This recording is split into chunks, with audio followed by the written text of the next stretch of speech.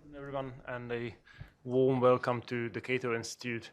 My name is Dalbor Rohak, and I'm a policy analyst with Cato Center for Global Liberty and Prosperity, and I'll be moderating this forum today, which is focused on Tim Harford's new book, The Undercover Economist Strikes Back.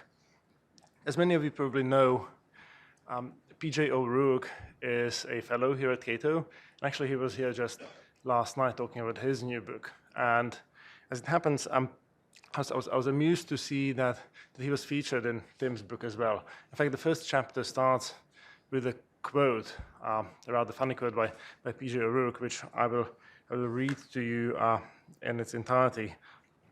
Microeconomics concerns things that economists are specifically wrong about, while macroeconomics concerns things economists are wrong about generally. Okay, jokes aside, I don't think that does justice to the economic profession.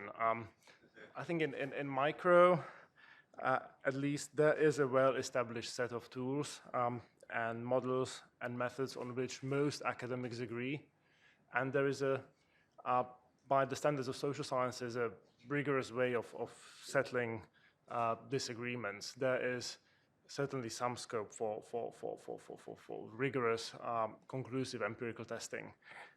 But arguably the situation is different among macroeconomists.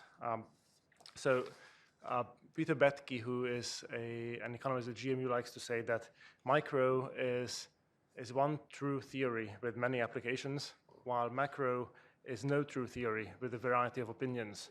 And I think that's a fair assessment.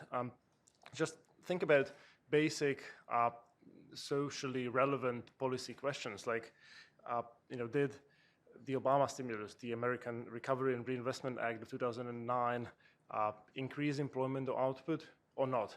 If not, was it because it was too big or too small? We can't really run anything even remotely resembling a controlled experiment on such a policy question, and so there will always be a lot of uncertainty surrounding the answer, notwithstanding the fairly certain claims made by people who sort of think they know for sure.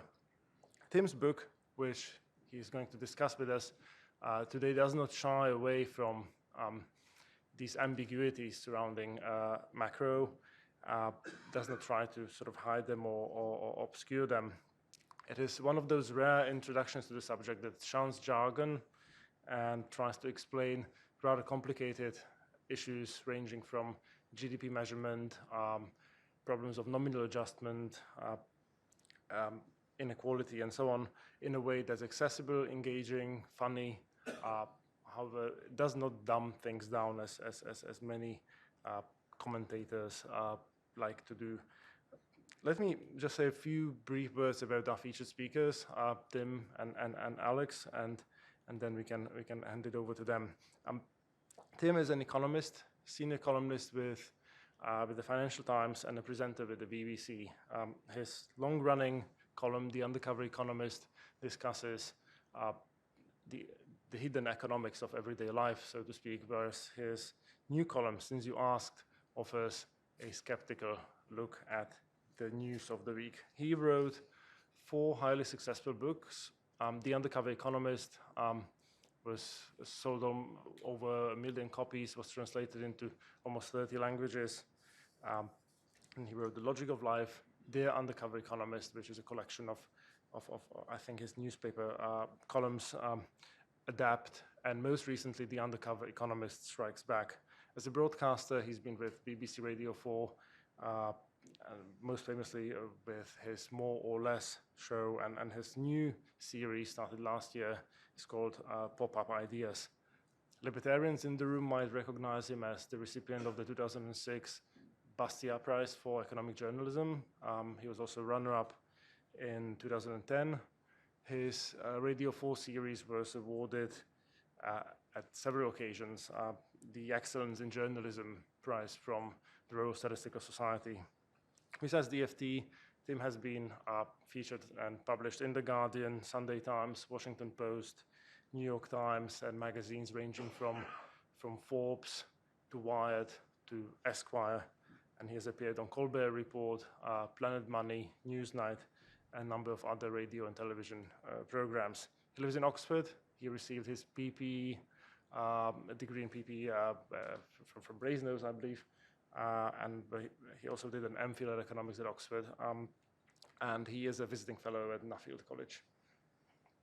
Alex Tabarrok is a professor of economics at George Mason University, and he works on a range of topics in public economics and law and economics. He works on patents. He works on the effectiveness of bounty hunters as compared to the police. He works on problems related to the judicial system. He works on studies how judicial elections can bias judges. He looks at how local poverty rates affect trial decisions. He looks into the problem of organ transplants and how market mechanisms can increase supply of organs available for transplants, and also looks at regulatory issues, more specifically at drug regulation. He is a co-author of the hugely successful economics blog Marginal Revolution, and a co-founder of the online educational platform Marginal Revolution University. With Tyler Cowen, he wrote a series of textbooks called Modern Principles of Economics. One of them is a macro textbook. And last year or a year and a half ago, he wrote a little ebook on innovation and long-term growth-related issues called Launching the Innovation Renaissance. He's been published in the Washington Post, New York Times, Wall Street Journal, a number of other prestigious publications. He received his PhD in economics from George Mason University, where he's also a fellow at the Mercatus Center. So the idea for this afternoon is to have each of our speakers speak for up to 20-25 minutes, and then we'll open it up for Q&A, and we'll try to conclude this session promptly at 1:30 p.m. Now, without any further ado, I'd like to turn things over to Tim Harford.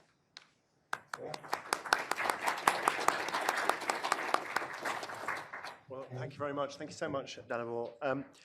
The thing that really annoys me about macroeconomics and the macroeconomic debate is that it's either incomprehensibly mathematical or it is really dishearteningly political.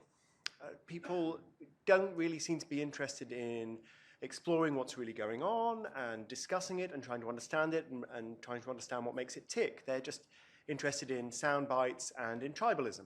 So, for instance, just this week, the statistic that was gripping the world newspapers was put about by Oxfam that the world's richest 85 people, between them, control more wealth than the poorest 3.5 billion people, the poorest half of the world's population.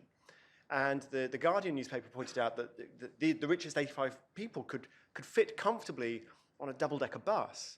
I mean, of course, these guys are never going to be seen dead on a double-decker bus, but still. And I thought about this, and I thought, well, there are all kinds of interesting things that we could say about wealth inequality and whether it's a problem and what we might want to do about it, but this isn't helping. And I can tell you why it's not helping.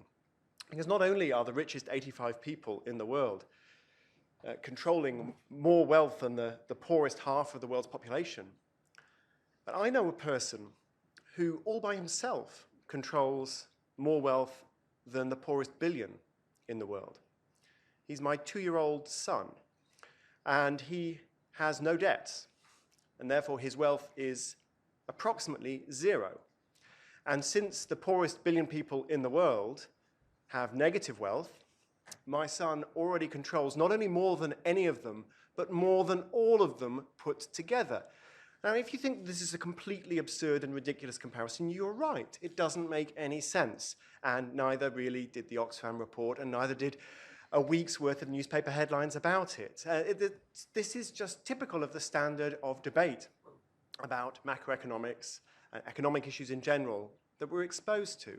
And I wanted to do something a little different with the Undercover Economist Strikes Back. I wanted to talk about a subject that I don't need to make the case that macroeconomics is important. We've all seen that the hard way over the past 6 or